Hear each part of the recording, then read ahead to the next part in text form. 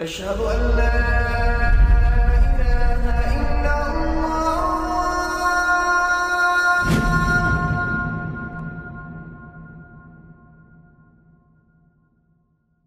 Raindrops media পরিবেশিত audio lecture series সেইরাহ।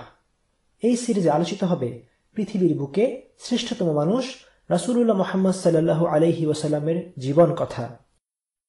ইন্নাল হামদুলিল্লাহি ওয়াসসালাতু ওয়াসসালামু আলা রাসূলিল্লাহি ওয়া আলা আলিহি ওয়াসহাবিহি ওয়াসাল্লামা তাসলিমান কাসীরান মাজিদান ইলা ইয়াউমিদ্দিন, আম্মা বা'দ।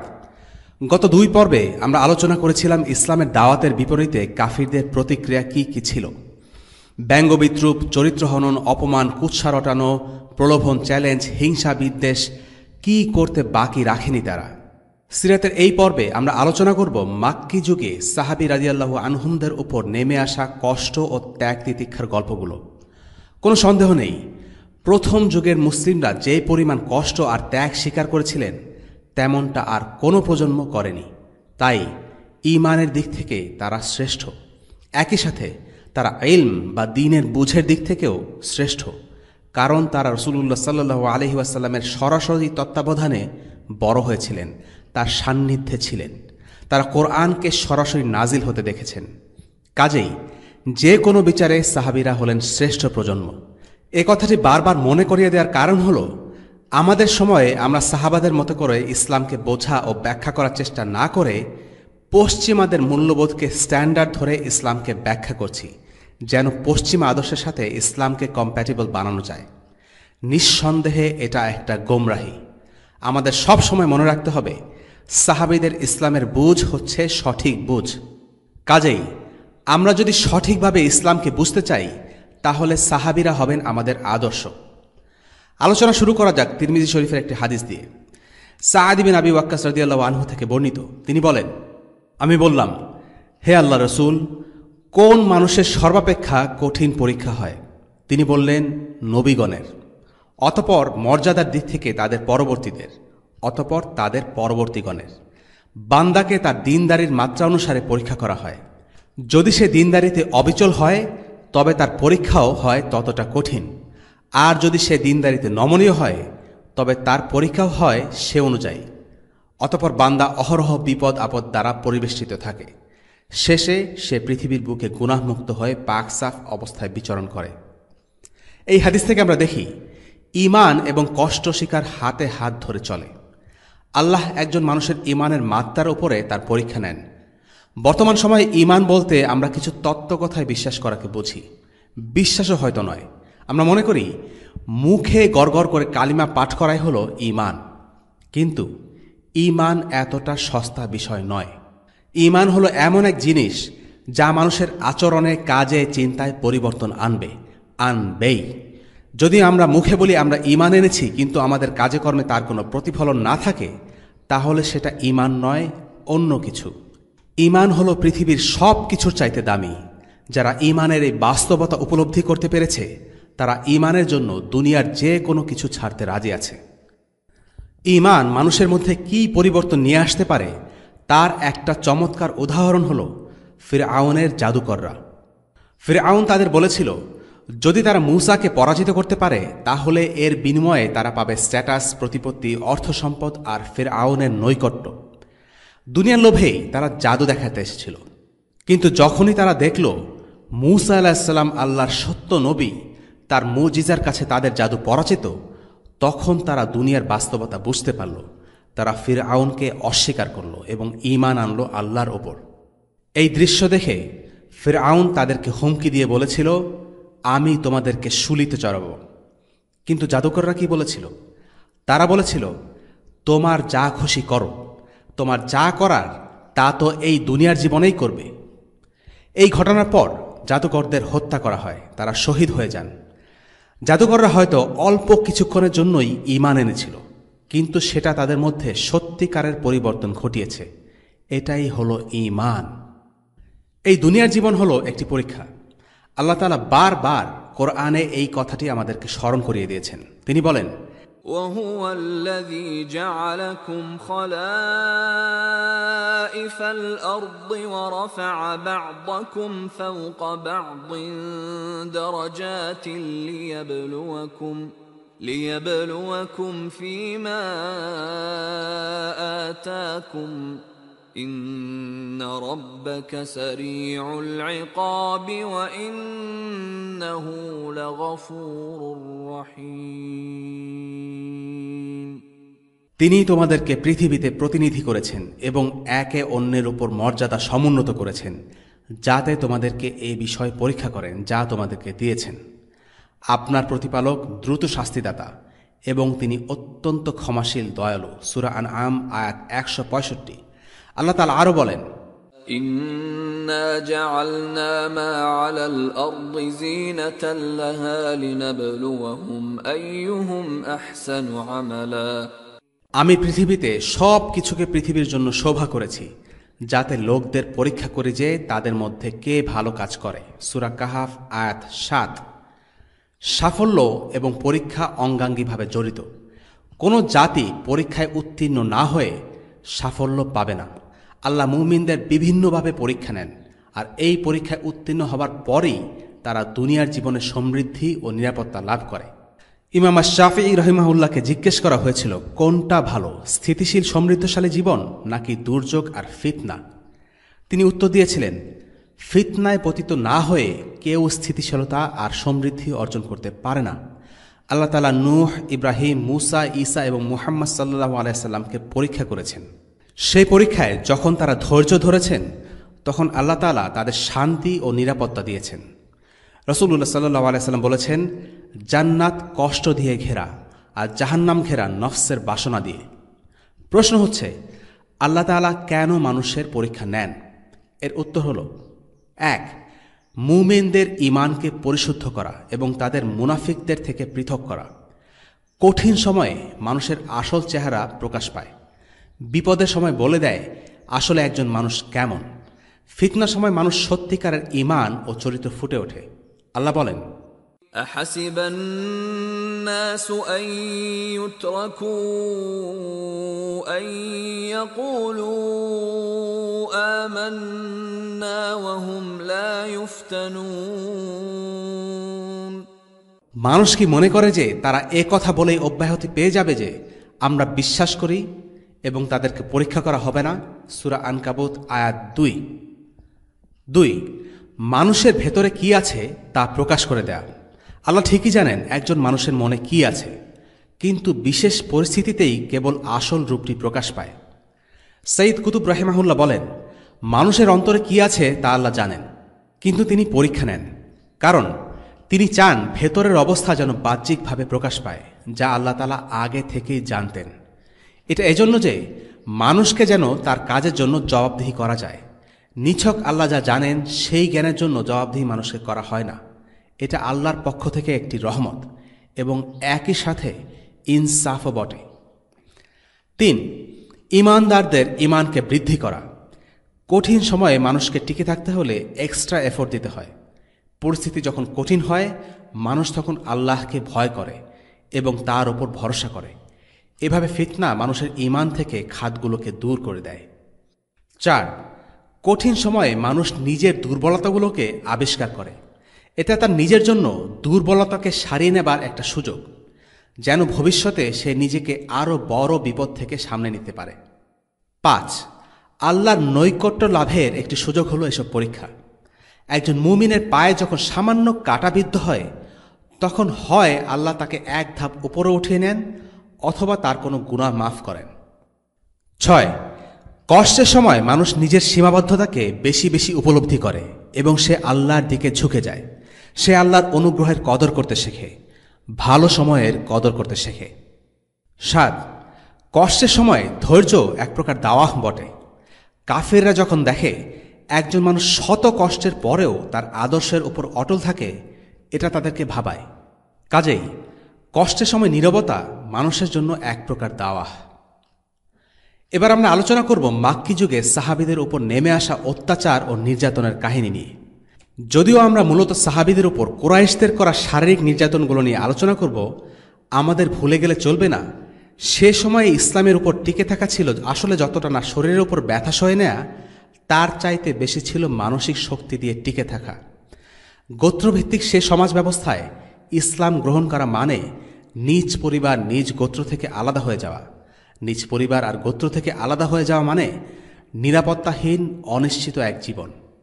সাহাবীরা জানতেন না সামনে কি হতে যাচ্ছে। তারা সংখ্যায় ছিলেন অল্প।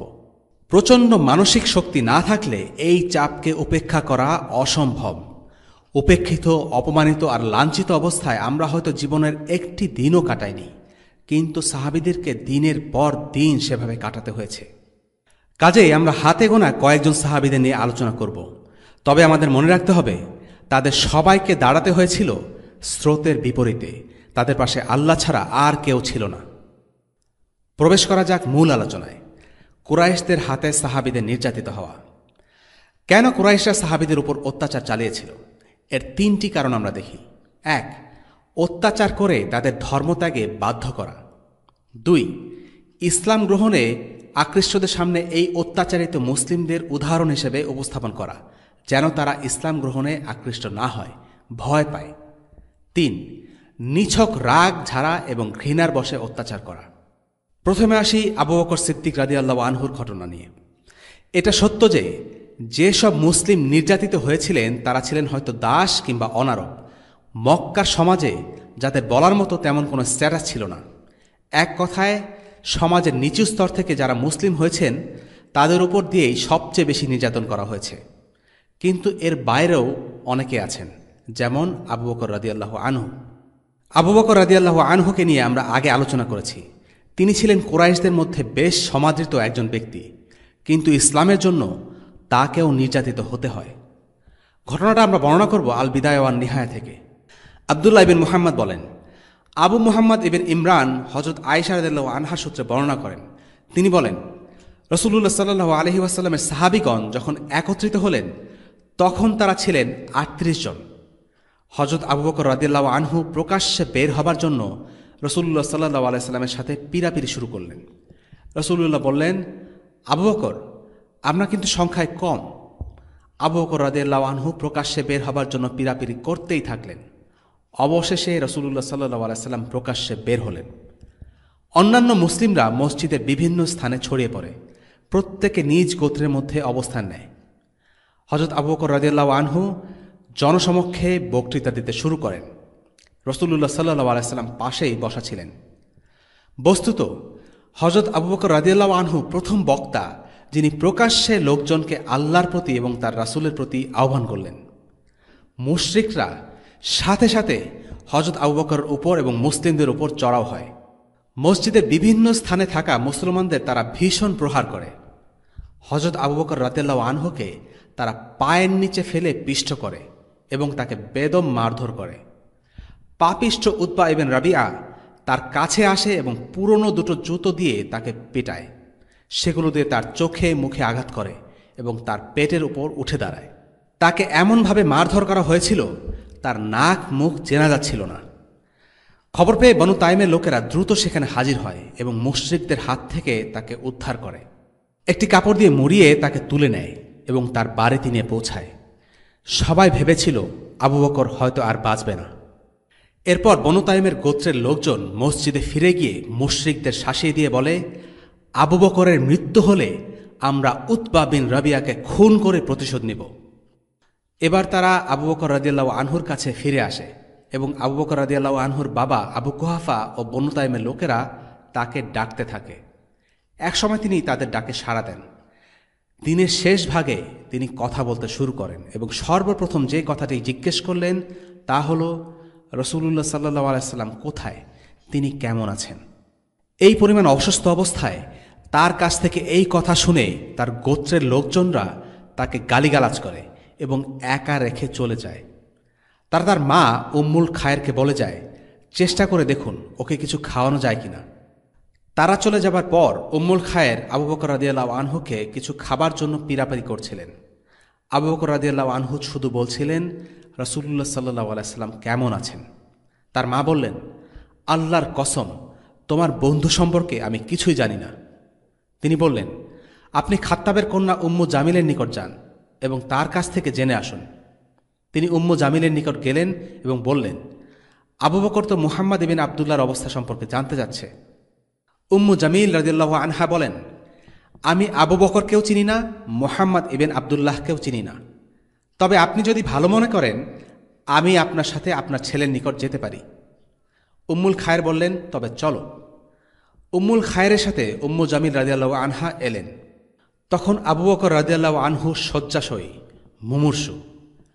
উম্মু জামিল রাদিয়াল্লাহু আনহা তার নিকটে এলেন এবং এই করুণ অবস্থা দেখে চিৎকার করে বললেন, হায়, কাফির ও পাপিষ্ঠের দল আপনার এই দুরবস্থা করেছে। আমি নিশ্চিত আশাবাদী যে আপনার প্রতি জুলুমের প্রতিশোধ আল্লাহ তাআলা তাদের থেকে নেবেন। হযরত আবু বকর রাদিয়াল্লাহু আনহু বললেন, রাসূলুল্লাহ সাল্লাল্লাহু আলাইহি সাল্লাম কেমন আছেন? উম্মু জামিল রাদিয়াল্লাহু আনহা বললেন, পাশে তো আপনার মা আছেন, তিনি আমাদের কথাবার্তা শুনছেন। আবু বকর রাদিয়াল্লাহু আনহু বললেন, তার জন্য কোনো অসুবিধা হবে না। উম্মু জামিল জানালেন, রাসূলুল্লাহ সাল্লাল্লাহু আলাইহি সাল্লাম সুস্থ ও ভালো আছেন। তিনি এখন কোথায় আছে জানতে চাইলে উম্মু জামিল বললেন, রাসূলুল্লাহ সাল্লাল্লাহু আলাইহি সাল্লাম এখন ইবনুল আরকামের বাড়িতে অবস্থান করছেন। আবু বকর রাদিয়াল্লাহু আনহু বললেন, আল্লাহর কসম, রাসূলুল্লাহ সাল্লাল্লাহু আলাইহি সাল্লামের সাথে দেখা না হওয়া পর্যন্ত আমি কিছুই খাব না। অবশেষে সন্ধ্যা সময় যখন বাইরে মানুষের আসা যাওয়া কমে গেল, সবাই নিজ নিজ বাড়িতে চলে যায়, তখন তাদের দুজনের গায়ের ওপর ভর করে আবু বকর রাদিয়াল্লাহু আনহু রাসূলুল্লাহ সাল্লাল্লাহু আলাইহি সাল্লামের কাছে পৌঁছলেন। রাসূলুল্লাহ সাল্লাল্লাহু আলাইহি সাল্লাম তার দিকে ঝুঁকে পড়লেন এবং তাকে চুমু দিলেন। অন্যান্য মুসলমানগণও তার দিকে ঝুঁকে পড়লেন। তার এই অবস্থা দেখে রাসূলুল্লাহ সাল্লাল্লাহু আলাইহি সাল্লাম অত্যন্ত বিচলিত হয়ে পড়েন। আবু বকর রাদিয়াল্লাহু আনহু বললেন, ইয়া রাসূলুল্লাহ, পাপিষ্ঠ উতবা আমার মুখে যা আঘাত করেছে তাছাড়া অন্যান্য কোথাও আমার খুব একটা ব্যথা নেই। এই যে আমার মা, তিনি তার সন্তানের প্রতি স্নেহশীল। আপনি তো বরকতময় সত্তা, তাকে আল্লাহর পথে আসার দাওয়াত দিন এবং আল্লাহর নিকট দোয়া করুন আপনার মাধ্যমে যেন আল্লাহ তাআলা তাকে জাহান্নামের আগুন থেকে মুক্তি দেন। রাসূলুল্লাহ সাল্লাল্লাহু আলাইহি সাল্লাম তার জন্য আল্লাহর দরবারে দোয়া করলেন এবং তাকে আল্লাহর দিকে আহ্বান করলেন। তিনি ইসলাম গ্রহণ করলেন। এটা ছিল আবু বকরের ঘটনা। এই ঘটনা থেকে বেশ কিছু শিক্ষা আছে। 1. ইসলাম প্রচার করতে গিয়ে অপমান ও ব্যঙ্গ বিদ্রুপের তোয়াক্কা না করা। আবু বকর জানতেন ইসলাম প্রচার করতে গেলে মানুষ সেটা সহজভাবে নেবে না, তাকে মৌখিক এবং শারীরিকভাবে অত্যাচার করবে, এবং হয়েছিল তাই। কিন্তু সাহসের জোরে তিনি এই ভয়কে উতরে গেছেন। আমরা প্রায়ই অমুসলিম এবং সেকুলারদের সামনে ইসলামের স্পর্শকাতর বিষয় নিয়ে কথা বলতে অস্বস্তি বোধ করি এবং ভীতি অনুভব করি। আমরা অবাক হয়ে ভাবি, প্রথম যুগের মুসলিমরা কিভাবে এত সফল হলেন? এর উত্তর হল আবু বকর রাদিয়াল্লাহু আনহু। তিনি জানতেন ইসলাম হচ্ছে সত্য, আর সত্য বলতে তিনি মোটেও দ্বিধাবোধ করেননি। 2. রাসূলুল্লাহ সাল্লাল্লাহু আলাইহি ওয়াসাল্লামের প্রতি যে ভালোবাসা আবু বকর দেখিয়েছেন, বোধ করে সেটা আর কেউ দেখাতে পারেনি। জ্ঞান ফেরার পর আবু বকরের প্রথম প্রশ্ন ছিল না আমার কি হয়েছে, তার প্রশ্ন ছিল রাসূলুল্লাহ সাল্লাল্লাহু আলাইহি ওয়াসাল্লাম কেমন আছেন। তার পরিবার, তার গোত্র তাকে নিয়ে চিন্তিত, আর তিনি চিন্তিত রাসূলুল্লাহকে নিয়ে। তার শরীরে যে অবস্থা ছিল, আমাদের তেমন হলে হয়তো আমরা ৩-৪ মাস বেড রেস্ট নিতাম। কিন্তু রাসূলুল্লাহ সাল্লাল্লাহু আলাইহি ওয়াসাল্লামের প্রতি তার প্রবল ভালোবাসা তাকে ছুটিয়ে নিয়ে গেছে রাসূলুল্লাহর কাছে। আল্লাহ আবু বকর রাদিয়াল্লাহু আনহুর উপর সন্তুষ্ট হন। 3. এই ঘটনা থেকে দেখি গোত্রীয় বন্ধন সে সমাজে কতটা শক্তিশালী ছিল। আবু বকরের গোত্র অমুসলিম হওয়া সত্ত্বেও তারা উতবাকে হুমকি দিয়েছে, কারণ সে তাদের গোত্রের এক সদস্যকে পিটিয়েছে, হোক সে মুসলিম। হিজবিয়া বা গোত্রবাদের কোনো স্থান ইসলামে নেই। তবে নিজ গোত্রের নিরাপত্তা যদি নিজের নিরাপত্তা ও ইসলামের উপকারে আসে, সেখানে কোনো সমস্যা নেই। 4. সাহাবীরা সাহসী ছিলেন সত্যি, একই সাথে তারা সতর্কও ছিলেন। উম্মু জামিল রাদিয়াল্লাহু আনহা তাই প্রথমে বলেছিলেন তিনি আবু বকরকে চেনেন না, কিন্তু যখন দেখেছেন সত্য কথা বলতে কোনো সমস্যা নেই, তখন তিনি সহজভাবে কথা বলেছেন। তিনি সরাসরি আবু বকরের সাথে কথা বলাটাকেই নিরাপদ মনে করেছেন, কারণ আবু বকরের মা তখনও মুসলিম হননি। আর তারা রাসূলুল্লাহ সাল্লাল্লাহু আলাইহি ওয়াসাল্লামের সাথে দেখা করতে গিয়েছেন সন্ধ্যা সময়, যখন লোকজনের আনাগোনা কমে গেছে। এই খুঁটিনাটি বিষয়ে সাহাবীদের যত্ন দেখিয়ে দেয়। তারা সাহসিকতা ও সতর্কতা দুইয়ের মাঝে ভারসাম্য করে চলতেন সেই শুরু থেকেই। এরপরের সাহাবী বিলাল ইবনে রাবাহ রাদিয়াল্লাহু আনহু। বিলাল ইবনে রাবাহ ছিলেন একজন দাস। তাকে যেন মানুষ হিসেবেও গণ্য করা হতো না, আর তাই তার যে অত্যাচার হয়েছে আর কারো উপরে তা হয়নি, কারণ তাকে নির্যাতন করত তারই মনিব উমাইয়া বিন খালাফ। আর তাকে রক্ষা করার জন্য কেউই ছিল না। আবু বকর বা ওসমানের মতো সাহাবীরা নির্যাতিত হলেও একটা পর্যায়ে তার পরিবারের লোক বা গোত্রের লোক তাদের নিরাপত্তা দিয়েছে, কিন্তু বিলাল রাদিয়াল্লাহু আনহুকে সাহায্য করার মতো কেউ ছিল না। সে সমাজে কোনো আইন ব্যবস্থা বা কোর্ট ছিল না যে সেখানে গিয়ে বিলাল অভিযোগ পেশ করবে। একটি হাদিসে আব্দুল্লাহ ইবিন মাসউদ রাদিয়াল্লাহু আনহু বলেন, প্রথম ইসলাম গ্রহণের ঘোষণা দিয়েছিলেন 7 জন। রাসূলুল্লাহ সাল্লাল্লাহু আলাইহি ওয়াসাল্লাম, আবু বকর রাদিয়াল্লাহু আনহু, আম্মার ইবিন ইয়াসির রাদিয়াল্লাহু আনহু, তার মা সুমাইয়া রাদিয়াল্লাহু আনহা, শুআয়ব রাদিয়াল্লাহু আনহু, বিলাল রাদিয়াল্লাহু আনহু এবং মিকদাদ রাদিয়াল্লাহু আনহু। বস্তুত আপন চাচার তত্ত্বাবধানের মাধ্যমে রাসূলুল্লাহ সাল্লাল্লাহু আলাইহি ওয়াসাল্লামকে আল্লাহ তাআলা নির্যাতন থেকে রক্ষা করেছেন, আর আবু বকর রাদিয়াল্লাহু আনহুকে রক্ষা করেছেন তার গোত্রের মাধ্যমে। অন্যান্য সাহাবাদের তাদের গোত্রের মাধ্যমে মুশরিকগণ ধরে নিয়ে যায় এবং লোহার পোশাক পরিয়ে প্রখর রৌদ্রের মধ্যে দগ্ধ করতে থাকে। অবশেষে হযরত বিলাল রাদিয়াল্লাহু আনহু ছাড়া অন্যরা মুশরিকদের ইচ্ছানুযায়ী বক্তব্য দিতে বাধ্য হয়, কিন্তু হযরত বিলাল রাদিয়াল্লাহু আনহু আল্লাহর সন্তুষ্টি অর্জনের পথে নিজের জীবনকে তুচ্ছ এবং নিজের সম্প্রদায়কে গুরুত্বহীন জ্ঞান করেন। ফলে মুশরিকগণ তাকে নিয়ে বালকদের হাতে তুলে দেয়। তারা তাকে রশিতে বেঁধে নিয়ে অত্যাচার করতে করতে মক্কার অলিগলিতে ঘুরতে থাকে। তিনি তখনও বলছিলেন, আহাদ আহাদ, আল্লাহ এক, আল্লাহ এক। বিলাল রাদিয়াল্লাহু আনহু ছিলেন একজন একনিষ্ঠ মুসলিম এবং পবিত্র মনের অধিকারী।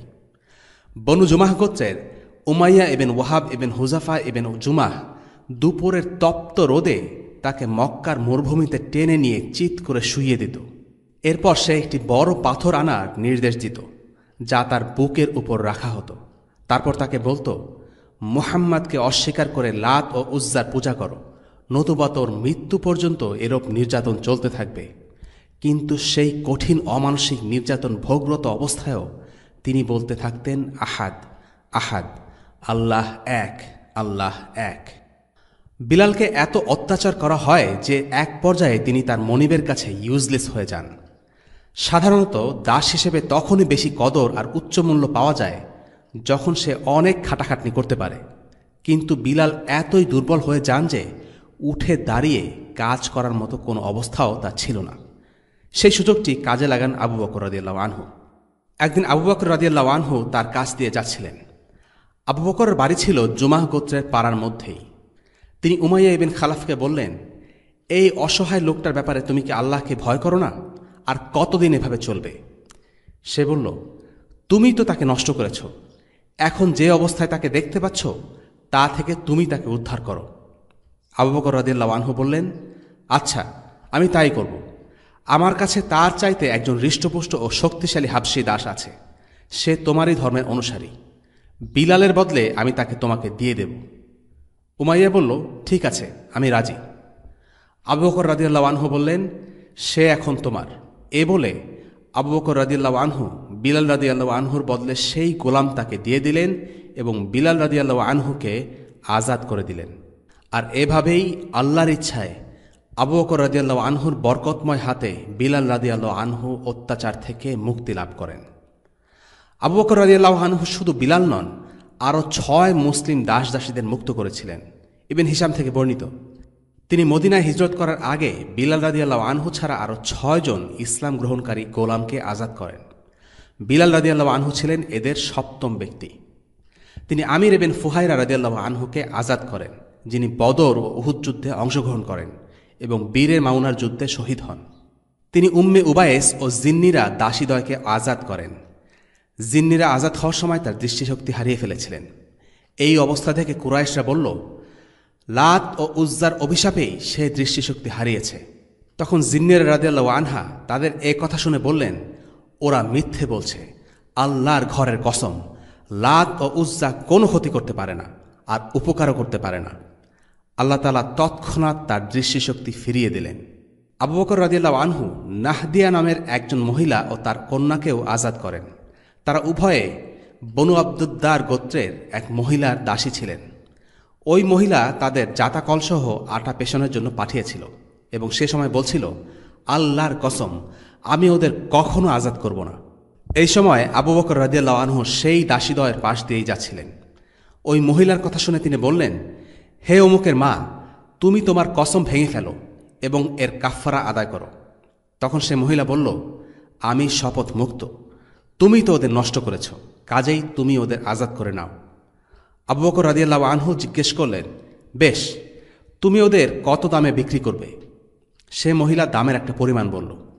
তখন আবু বকর রাদিয়াল্লাহু আনহু বললেন, ঠিক আছে, আমি ওদের কিনে নিলাম এবং ওরা এখন থেকেই আজাদ। তোমরা মহিলার জাতাকল ফিরিয়ে দাও। তারা বললেন, হে আবু বকর, এখনই ফিরিয়ে দেব না কাজটি শেষ করে তাকে ফিরিয়ে দেব? আবু বকর রাদিয়াল্লাহু আনহু বললেন, সেটা তোমাদের ইচ্ছা। উমর ইবনুল খাত্তাব ইসলাম গ্রহণের আগে বেশ কট্টর ইসলাম বিদ্বেষী ছিলেন। তার একজন দাসী ছিল, তিনি তাকে অনেক মারধর করতেন। পেটানোর মাঝে কখনো থেমে বলতেন, মনে করো না তোমার উপর খুব দয়া এসেছে, এজন্য আমি তোমাকে পেটানো থামিয়ে দিলাম। তোমাকে মারা বন্ধ করেছি কারণ আমি এখন ক্লান্ত, তা না হলে আরও পেটাতাম। তখন সেই দাসী দৃঢ়তার সাথে উত্তর দেন, না, বরং আল্লাহই তোমাকে এরকম ক্লান্ত করেছেন। এই দাসী ছিলেন মুআম্মাল গোত্রের। তাকেও মুক্ত করেছিলেন আবু বকর রাদিয়াল্লাহু আনহু, যিনি ছিলেন ভালো কাজে সবার চাইতে এগিয়ে। ঘটনাগুলো বলে দেয় আবু বকরের অন্তরটা কত বড় ছিল। তিনি চড়া দামে একজন একজন করে দাস বা দাসী কিনে নিচ্ছেন আর সাথে সাথে সবাইকে আজাদ করে দিচ্ছেন। তার একমাত্র উদ্দেশ্য ছিল এই মানুষগুলোকে অত্যাচারের হাত থেকে বাঁচানো। আর আমরা আমাদের নির্যাতিত ভাই বোনদের পাশে দাঁড়ানোর কথা তো দূরে থাক, কেউ বিপদে পড়লে তার খোঁজ খবর নেয়া বন্ধ করে দেই, যেন নিজেরা নিরাপদে থাকতে পারি। এই হলো দুঃখজনক উম্মার বাস্তবতা। আবু বকরের দাস কেনা আর আজাদ করা দেখে কুরাইশরা ভাবল, এই লোকটা কি পাগল নাকি? সেই সমাজে দাস অনেক দামি একটা কমোডিটি হিসেবে বিবেচিত ছিল। কিভাবে করে একজন মানুষ দাস কিনে বিনামূল্যে তাদের আজাদ করে দিতে পারে, কুরাইশদের মাথায় ধরছিল না। তাদের চোখে এটা ছিল স্রেফ টাকা নষ্ট করা।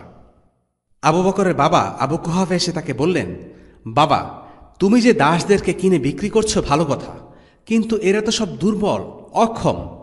দাস যদি আজাদ করতেই হয়, তবে কেন শক্তিশালী সক্ষম দাসদের আজাদ করছো না? তারা তো তোমাকে নিরাপত্তা দিতে পারত। জবাবে আবু বকর বললেন, বাবা, আমি তো এই কাজ আল্লাহর জন্য করছি, অন্য কোনো উদ্দেশ্যে নয়। আবু বকরের চোখে এই লোকগুলো ছিলেন তার আপন ভাইয়ের মতো। তাদেরকে খাটিয়ে নিজের স্বার্থসিদ্ধি করা তার উদ্দেশ্য ছিল না। তারা দাস দাসী হতে পারে, কিন্তু তারা ছিলেন দিনী ভাই, দিনী বোন। কোনো সন্দেহ নেই, পৃথিবীর সমস্ত কাফের জাতি আর ধনদৌলত আর চাকচিক্যময় সভ্যতার দাম একজন মুসলিম কৃতদাস থেকে বেশি হতে পারে না। দুর্ভোগ তাদের জন্য যারা সামান্য অর্থের বিনিময়ে পদোন্নতির লোভে নিজের মুসলিম ভাই বোনদের বিপদে ফেলতে একটুও কুণ্ঠিত হয় না। আল্লাহ তাআলা আবু বকর রাদিয়াল্লাহু আনহুর এই উদারতার প্রসঙ্গে বলেন, فَأَمَّا مَنْ أَعْطَى وَاتَّقَى وَصَدَّقَ بِالْحُسْنَى فَسَنُيَسِّرُهُ لِلْيُسْرَى। অতএব যে দান করে এবং ধর্মভীরুতা অবলম্বন করে এবং উত্তম বিষয়কে সত্য মনে করে, আমি তাকে সুখের বিষয়ের জন্য সহজ পথ দান করব। সূরা আল-লাইল আয়াত 5 থেকে 7। আল্লাহ তাআলা আরো বলেন, الذي يؤتي ماله يتزكى وما لأحد عنده من نعمة تجزى إلا ابتغاء وجه ربه الأعلى ولسوف يرضى। যে তার ধনদৌলত দান করে, আত্মশুদ্ধি করে এবং তার উপর কারো কোনো প্রতিদানযোগ্য অনুগ্রহ থাকে না তার মহান পালনকর্তার সন্তুষ্টি অন্বেষণ ব্যতীত, সে শীঘ্রই সন্তুষ্টি লাভ করবে। সূরা আল-লাইল 18 থেকে 21। এখন আমরা শুনব ইয়াসির, সুমাইয়া এবং তাদের সন্তান আম্মার ইবিন ইয়াসিরের ঘটনা। এই পরিবার ইসলামের প্রথম যুগে ইসলাম গ্রহণ করা একটি পরিবার, যারা ইসলামের জন্য অবর্ণনীয় কষ্ট স্বীকার করেছিল। এই পরিবারের পিতা ইয়াসির মক্কার কেউ ছিলেন না, তিনি এসেছিলেন ইয়েমেন থেকে। মক্কায় এসে তিনি বনু মাখজুম গোত্রের এক লোকের দাসী সুমাইয়াকে বিয়ে করেন এবং বনু মাখজুম গোত্রের মিত্র হন, বা বলা যেতে পারে বনু মাখজুম গোত্র তাকে ভিসা দেয়। সুমাইয়া এবং ইয়াসিরের সংসারে জন্ম হয় আম্মারের। বোঝাই যাচ্ছে সমাজে তাদের স্ট্যাটাস খুব একটা উঁচু ছিল না। তাই এই পুরো পরিবার যখন ইসলাম গ্রহণ করল, তখন তারা হয়ে গেল কুরাইশদের ইজি টার্গেট। ইয়াসিরের পরিবারের উপর অত্যাচার চালায় তাদেরই গোত্র বনু মাকসুম গোত্র। তারা এই গোত্রের অধীনস্থ ছিলেন। মাকসুমের লোকেরা ইয়াসিরের পরিবারকে টেনে হিচড়ে ভর দুপুরে মরুভূমিতে ফেলে রাখত। রাসূলুল্লাহ সাল্লাল্লাহু আলাইহি সাল্লাম তাদের পাশ দিয়ে হেঁটে যেতেন, কিন্তু তার কিছুই করার ছিল না। তারা দাস ছিল না যে তাদের কিনে নিয়ে তিনি আজাদ করবেন। তার সেই শক্তিও ছিল না যা দিয়ে তিনি এই অত্যাচার প্রতিহত করবেন। তিনি তাদের বলতেন, ইয়াসিরের পরিবার, তোমরা সবর করো, নিশ্চয়ই তোমাদের স্থান রয়েছে জান্নাতে। অন্য সবার চাইতে এই পরিবারের সবচেয়ে বেশি অত্যাচারিত হবার আরেকটি কারণ হচ্ছে তাদের গোত্র বনু মাকসুমের নেতা ছিল আবু জাহেল। ইসলামের বিরুদ্ধে আবু জাহেলের বাড়াবাড়ি সবাইকে ছাড়িয়ে গিয়েছিল। সে ছিল দুর্বৃত্তদের নেতা, চরম ইসলাম বিদ্বেষী। অপকর্ম আর দুষ্কৃতিতে তার জুরি মেলা ভার। সবাইকে মুসলিমদের বিরুদ্ধে খেপিয়ে তুলেছিল, মুসলিমদের অত্যাচার করার জন্য উদ্বুদ্ধ করেছিল। এত একনিষ্ঠভাবে শত্রুতার উদাহরণ ইতিহাসে বিরল। তার স্ট্র্যাটেজি ছিল ডিহিউম্যানাইজেশন, মুসলিমদেরকে ডিহিউম্যানাইজ করা, অর্থাৎ মানুষের সামনে মুসলিমদেরকে খুব জঘন্য বা বাজে কিছুভাবে উপস্থাপন করা, যেন একজন মুসলিম মরে গেলে বা তার সাথে কোনো অন্যায় করা হলে কিছুই আসে যায় না, এরকম একটি বোধ মানুষের মনে প্রতিষ্ঠিত করা। ইবনে ইসহাকের বর্ণনায় আবু জাহেলই হল সেই পাপিষ্ঠ যে কুরাইশদেরকে মুসলিমদের বিরুদ্ধে ফুসলে দিত। প্রভাবশালী বা উচ্চ বংশীয় কোনো ব্যক্তির ইসলাম গ্রহণের কথা তার কানে আসা মাত্র সে তাকে অপমান করার জন্য বলতো, তুমি তোমার বাবার ধর্ম পরিত্যাগ করেছ, তোমার বাবা তোমার চাইতে অনেক ভালো ছিল, বুড়ো আঙ্গুল দেখাই আমরা তোমার এই ছাইপাশ আদর্শ আর মূল্যবোধকে, আমরা তোমাদেরকে বিভক্ত করে দেব, মাটির সাথে মিশিয়ে দেব তোমাদের সব খ্যাতি, মানিজ্জত নিয়ে বেঁচে থাকতে দেব না। কোনো ব্যবসায়ী লোক মুসলিম হয়ে গেলে তাকে বলতো, আল্লাহর কসম, আমরা তোমার সাথে সব রকম ব্যবসা বয়কট করব, তোমাকে শেষ করে দেব। আর যদি ইসলাম গ্রহণকারী মানুষটি হতো সহায় সম্পদহীন দুর্বল কোনো ব্যক্তি, তবে সে নিজে তাকে মারধর করত, অন্যদেরকেও মারধর করার জন্য ডেকে আনত। আল্লাহ আজ্জা ওয়া জাল আবু জাহেলকে শাস্তি দিক, তাকে ধ্বংস করুক। আবু জাহেল একদিন সুমাইয়াকে টিটকেরে দিয়ে বলল, তুমি তো মুহাম্মাদের উপর ঈমান এনেছ কারণ তুমি তার প্রেমে পড়েছ। স্বাভাবিকভাবেই সুমাইয়া আবু জাহেলের মুখের ওপর তার এই নোংরা কথার উপযুক্ত জবাব দিলেন। তখন রাগে অন্ধ হয়ে আবু জাহেল সুমাইয়ার গোপনাঙ্গে বর্ষা দিয়ে আঘাত করে তাকে হত্যা করে। আর এরই মাধ্যমে সুমাইয়া হয়ে যান ইসলামের প্রথম শহীদ। একজন মানুষের কাছে সবচেয়ে দামি তার জীবন। ইসলামের জন্য এই দামি জিনিসটি বিলিয়ে দিলেন সুমাইয়া বিনতে খাইয়াত রাদিয়াল্লাহু আনহা। এর কিছুদিন পর তার স্বামী ইয়াসিরকেও হত্যা করা হয়। স্বামী স্ত্রী দুজনেই আল্লাহর রাস্তায় শহীদ হলেন। বাবা মায়ের ওপর এই পাশবিক নির্যাতন সহ্য করা কোনো সন্তানের পক্ষে সম্ভব নয়, কিন্তু আম্মারকে এই ভয়ানক দুঃস্বপ্নের মধ্য দিয়েই যেতে হয়েছিল। তিনি চোখের সামনে দেখেছিলেন তার বাবা মাকে অত্যাচার করতে করতে মেরে ফেলা হলো। নিজের উপর শারীরিক নির্যাতন তো আগে থেকেই ছিল, তার উপর তার বাবা মায়ের মৃত্যু তাকে পাগল করে দিল। শারীরিক অত্যাচার, মানসিক নির্যাতন সব মিলিয়ে ভয়াবহভাবে বিপর্যস্ত সাহাবী আম্মারকে যখন প্রচণ্ডভাবে অত্যাচার করা হলো, তখন নিজের জান বাঁচানোর জন্য তার মুখ দিয়ে বেরিয়ে এসেছে নবীজি সাল্লাল্লাহু আলাইহি সাল্লামের বিরুদ্ধে কিছু কথা। যখন সব ব্যথা থেকে নিষ্কৃতি পান, তাকে অনুশোচনা ঘিরে ধরে। দুঃখ ভরাক্রান্ত হৃদয়ে ছুটে যান নবীজির কাছে, নবীজি যিনি সুখে দুঃখে সর্বদা তাদের পরম আশ্রয়। পুরো ঘটনা খুলে বললেন তার কাছে। আল্লাহ সুবহানাহু ওয়া তাআলা আল কোরআনের আয়াত নাযিল করলেন, من كفر بالله من بعد إيمانه إلا من أكره وقلبه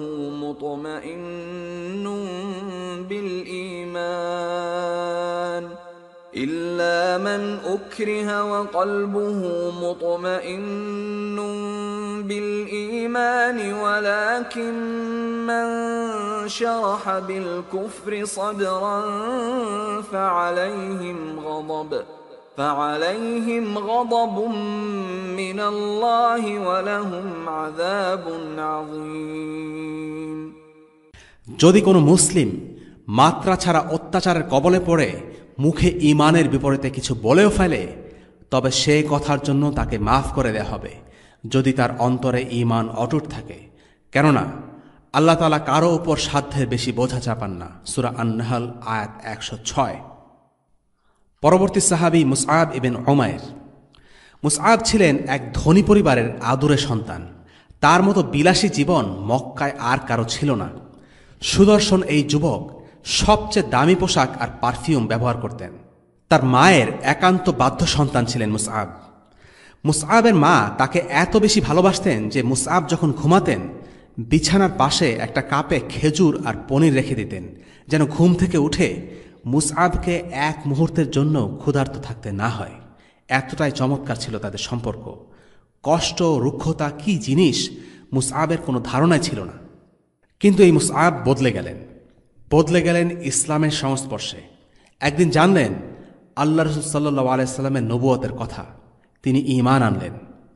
বেশ কিছুদিন বিষয়টা গোপন রাখলেন, কিন্তু একদিন কিভাবে যেন তার মা জেনে গেল মুসআব আর মুসআব নেই, সে মুসলিম হয়ে গেছে। এরপর মুসআবের গোত্র তাকে গ্রেফতার করে বন্দী করে রাখল। এরপর থেকে মক্কার রাস্তায় মুসআবকে দেখা যায়নি দীর্ঘদিন। একদিন সুযোগ বুঝে তিনি পালিয়ে গেলেন। এরপর আবিসিনিয়ায় হিজরতকারীর প্রথম দলটির সাথে যোগ দিয়ে আবিসিনিয়া চলে গেলেন। ইসলাম মুসআবকে বদলে দিয়েছিল। যেদিন তিনি ইসলাম গ্রহণ করলেন সেদিন তিনি জাহিলিয়াতের লাক্সারি লাইফস্টাইলকে বিদায় দিয়েছিলেন। বন্দী মুসআবের কোমল শরীর রুক্ষ ও শুষ্ক হয়ে গেল, দুর্বল হয়ে গেল। কিন্তু তিনি যতই অত্যাচারিত হচ্ছিলেন ততই তার অন্তরে ঈমান বৃদ্ধি পেতে লাগল। ইসলামের প্রথম যুগের এই অসাধারণ তরুণের ইতিহাস সত্যি চমৎকার। এই সাহাবীকেই আল্লাহ রাসূল সাল্লাল্লাহু আলাইহি ওয়াসাল্লাম মদিনায় পাঠিয়েছিলেন ইসলামের দিকে আহ্বান করার জন্য। আল্লাহর ইচ্ছায় মুসআব এই কাজে অসাধারণ ফল লাভ করেছিলেন। তার জীবনের শেষটাও অসাধারণ, সেটা ছিল উহুদের ময়দানে। ইনশাআল্লাহ পরবর্তীতে এই কাহিনী নিয়ে আমরা আলোচনা করব। পরের সাহাবী সাআদ ইবনে আবি ওয়াক্কাস। সাআদ ইবনে আবি ওয়াক্কাসের কাহিনী আমরা আগের একটি পর্বে আলোচনা করেছিলাম। সাআদের ওপর শারীরিক নির্যাতন না হলেও তার উপর মানসিকভাবে নির্যাতন করা হয়। তার মা তাকে বলেছিলেন, তুই তোর বাপদাদা পূর্বপুরুষের পথ ছেড়ে ভিন্ন পথে যাবি? যদি তুই তাই করিস তবে তুই জেনে রাখ, আমি মরে যাব, কিন্তু মুখে খাবার তুলব না, পানীয় পান করব না, ছায়ার মধ্যেও বসব না। আমি মারা গেলে তুই কষ্ট পাবি, লোকে বলবে তুই তোর মায়ের মৃত্যুর জন্য দায়ী। সাদ এসব কথায় ভরকাননি, শান্ত গলায় বললেন, মা, আপনার যদি 100টা রূহ থাকে এবং সেগুলো একটার পর একটা বের হতে থাকে, আর এদের বাঁচানোর জন্য একমাত্র উপায় যদি হয়ে থাকে আমার দিন ত্যাগ, তবুও আমি আমার দিন ত্যাগ করব না। কাজেই ঘরের ভেতরে আসুন এবং মুখে কিছু খাবার পানি দিন। সাআদের মাঝে দৃঢ়তা দেখে সাআদের মা আশা ছেড়ে দেন এবং খাবার পানি মুখে দেন। সাআদ ইবনে আবি ওয়াক্কাসের ব্যাপারে কোরআনে একটি আয়াত নাজিল হয়, وَوَصَّيْنَا الْإِنسَانَ بِوَالِدَيْهِ حُسْنًا وَإِن جَاهَدَاكَ لِتُشْرِكَ بِي مَا لَيْسَ لَكَ بِهِ عِلْمٌ فَلَا تُطِعْهُمَا إِلَيَّ مَرْجِعُكُمْ فَأُنَبِّئُكُم بِمَا كُنتُمْ تَعْمَلُونَ। আমি মানুষকে পিতামাতার সাথে সদ্ব্যবহার করার জোর নির্দেশ দিয়েছি। যদি তারা তোমাকে আমার সাথে এমন কিছু শরিক করার জোর প্রচেষ্টা চালায় যার সম্পর্কে তোমার কোনো জ্ঞান নেই, তবে তাদের আনুগত্য করো না। আমার দিকে তোমাদের প্রত্যাবর্তন, অতঃপর আমি তোমাদেরকে বলে দেব যা কিছু তোমরা করতে। সূরা আনকাবুত আয়াত 8। সবশেষে আমরা আলোচনা করব খাব্বাব ইবনে আল আরাতের কাহিনী। খাব্বাব ছিলেন একজন কামার। বনু খোজা গোত্রের উম্মে আনমার নামের এক মহিলার অধীনে কাজ করতেন। ভালো তরোয়ার আর বর্ম বানাতে পারতেন খাব্বাব। তাই উম্মে আনমারের বেশ লাভ হয়েছিল খাব্বাবের মাধ্যমে। কিন্তু সেই লাভ বেশি দিন স্থায়ী হয়নি। একদিন খাব্বাব ইসলাম গ্রহণ করলেন আর সেটা জানাজানি হয়ে গেল। শুরু হলো ভয়াবহ সব টর্চার সেশন। সমানে শুরু হলো মারধর। কামারখানায় হাতের কাছে যা কিছু আছে তা দিয়ে বেধড়ক পিটুনি। মারতে মারতে এক সময় খাব্বাবকে তারা ধরে নিয়ে পাথরে আগুন জ্বালিয়ে সেই আগুন গরম পাথরে খাব্বাবকে ফেলে রাখত ঘণ্টার পর ঘণ্টা। কেমন ছিল খাব্বাবের অভিজ্ঞতা? বহু বছর পরের কথা। ওমর ইবনুল খাত্তাব রাদিয়াল্লাহু আনহু তখন খলিফা। একদিন তিনি মুসলিমদের মাক্কি জীবনের অভিজ্ঞতা শোনার জন্য তাদের জড়ো করলেন। একের পর এক কাহিনী শোনার পর খাব্বাবের পালা এলো। তিনি মুখে কিছু বললেন না, শুধু পরনের জামাটা খুলে পিঠ মেলে দাঁড়ালেন। ওমর রাদিয়াল্লাহু আনহু তাকে দেখে যেন আঁতকে উঠলেন, বললেন, তোমার কি হয়েছিল খাব্বাব? এমন কিছু আমি কখনো দেখিনি। খাব্বাবের পিঠ জুড়ে ছিল গভীর গভীর গর্ত। তিনি বললেন, মাক্কি জীবনের ঘটনা। কোরাইশরা পাথর নিয়ে এসে সেগুলোকে আগুনে পোড়াত। পাথরগুলো যখন পুড়ে লাল হয়ে যেত, তখন রৌদ্রতপ্ত বালিতে জ্বলন্ত পাথর রেখে আমাকে তার উপর ছুঁড়ে ফেলত। তপ্ত পাথরে আমার মাংস ঝলসে যেত। আমি আমার নিজের মাংস পোড়ার শব্দ পেতাম, চর্বি পোড়ার গন্ধ পেতাম। মুশরিকরা সম্মিলিতভাবে খাব্বাবের উপর অত্যাচার চালালেও উম্মে আনমার ছিল সবার চেয়ে 1 ডিগ্রি ওপরে। খাব্বাবের মাধ্যমে তার ভালোই আয় রোজগার হচ্ছিল, কিন্তু উম্মে আনমারের কুৎসিত অন্তরে ইসলামের প্রতি ঘৃণা এতটাই তীব্র ছিল যে সে নিজেই খাব্বাবের উপর নিষ্ঠুরভাবে টর্চার করত। লোহার পাত গরম করে খাব্বাবের মাথায় চেপে ধরত এই দানবী। মুশরিকরা খাব্বাবকে তাদের ইন্টারোগেশন সেলে ধরে নিয়ে জিজ্ঞাসাবাদ করত। উত্তর পছন্দ না হলে শুরু হতো মারধর। তারা তাকে জিজ্ঞেস করত, মুহাম্মাদের ব্যাপারে তোমার মতামত কি? তিনি উত্তর দিতেন, তিনি আল্লাহর বান্দা, আল্লাহর একজন রাসূল। তিনি এসেছেন অন্ধকার থেকে আলোর পথে আমাদের নিয়ে যেতে। লাত আর উজ্জা, ওদের ব্যাপারে তোমাদের মতামত কি? ওই 2 মূর্তি বোবা আর বধির, না পারে কারো উপকার করতে, না পারে কারো ক্ষতি করতে। খাব্বাবকে তারা পরাজিত করতে পারেনি, বরং খাব্বাবের দৃঢ়তার কাছেই তারা হার মেনেছিল। খাব্বাবের জন্য দিনের পর দিন সীমাহীন এই অত্যাচার সহ্য করে নেয়া প্রায় অসম্ভব হয়ে দাঁড়াল। একদিন তিনি নবীজির কাছে গেলেন। নবীজি সাল্লাল্লাহু আলাইহি সাল্লাম কাবার দেয়ালে হেলান দিয়ে বসে আছেন। খাব্বাব তার কাছে গিয়ে বললেন, ইয়া রাসূলুল্লাহ, আপনি কেন আমাদের জন্য দোয়া করছেন না? খাব্বাব নালিশ করছিলেন না। মুসলিমদের উপর যে সীমাহীন কষ্ট এসে পড়েছে, সেই কষ্ট কমানোর জন্য দোয়া করতে বলেছিলেন শুধু। ইয়া রাসূলুল্লাহ, আপনি কেন আমাদের জন্য দোয়া করছেন না? কিন্তু নবীজি রেগে গেলেন, সোজা উঠে বসলেন। রাগে তার চোখ মুখ লাল হয়ে গিয়েছিল। তিনি খাব্বাবকে বললেন, তোমাদের আগে এমনও মুমিন বান্দা ছিল, লোহার চিরুনি দিয়ে যাদের হাড় থেকে মাংস খুলে আনা হতো, করাত দিয়ে যাদের মাথা থেকে শুরু করে পা পর্যন্ত 2 ভাগ করে চিরে ফেলা হতো, কিন্তু তবুও তাদেরকে দিন থেকে বিচ্যুত করা যায়নি। আর তোমরা তাড়াহুড়ো করছো। আল্লাহর কসম, আল্লাহ অবশ্যই তার দিনকে বিজয় দান করবেন। আর অচিরেই এমন এক সময় আসবে যখন একজন মুসলিম মুসাফির সানআ থেকে হাদারামত পর্যন্ত সফর করবে, কিন্তু তার মনে আল্লাহ ছাড়া কারো ভয় থাকবে না। এই হাদিসের ব্যাপারে শায়েখ সালমান আল ঔদার একটা চমৎকার মন্তব্য আছে। তিনি বলেন, আল্লাহ রসুল কেন তার সাহাবীর সাথে এমন শক্তভাবে কথা বলেছিলেন? তারা তাকে দোয়া করতে বলায় তিনি কি তাদের তিরস্কার করেছিলেন? অবশ্যই না, বরং তিনি তার উম্মতের প্রতি সদয় এবং সহানুভূতি ছিলেন। সাহাবীরা যখন বলছিলেন, আপনি কেন আমাদের জন্য দোয়া করছেন না, এই কথার পেছনে একটা বাস্তবতা আছে। এই বাস্তবতা হল, তাদের অন্তর কষ্টের কারণে ছিন্ন ভিন্ন, ক্লান্তিতে অবসাদগ্রস্ত আর বিপদে জর্জরিত। তারা এই কঠিন পরীক্ষা থেকে দ্রুত রক্ষা পেতে চাইছিলেন এবং তাদের মনে হচ্ছিল আল্লাহর সাহায্য আসতে হয়তোবা দেরি হচ্ছে। কিন্তু আল্লাহ রাসূল সাল্লাল্লাহু আলাইহি ওয়াসাল্লাম ঠিকই জানতেন, সব কিছুর একটা নির্ধারিত সময় আছে, আর স্বস্তির আগে আছে কষ্ট। নবীদেরকেও কঠিন পরীক্ষার সম্মুখীন হতে হয়েছিল, কিন্তু শেষ পরিণতি ছিল সুখের। আল্লাহ তাআলা বলেন, حتى إذا استيأس الرسل وظنوا أنهم قد كذبوا جاءهم نصرنا فنجي من نشاء ولا يرد بأسنا عن القوم المجرمين। এমনকি যখন পয়গম্বরগণ নৈরাশ্যে পতিত হয়ে যেতেন, এমনকি এরূপ ধারণা করতে শুরু করতেন যে তাদের অনুমান বুঝি মিথ্যায় পরিণত হবার উপক্রম হয়েছিল, তখন তাদের কাছে আমার সাহায্য পৌঁছে। অতঃপর আমি যাদের চেয়েছি তারা উদ্ধার পেয়েছে। আমার শাস্তি অপরাধী সম্প্রদায় থেকে প্রতিহত হয় না। সূরা ইউসুফ আয়াত 110। খাব্বাবের ওপর শুধু যে শারীরিক অত্যাচার করা হয়েছে তা নয়, তাকে অন্যভাবেও জুলুম করা হয়েছে।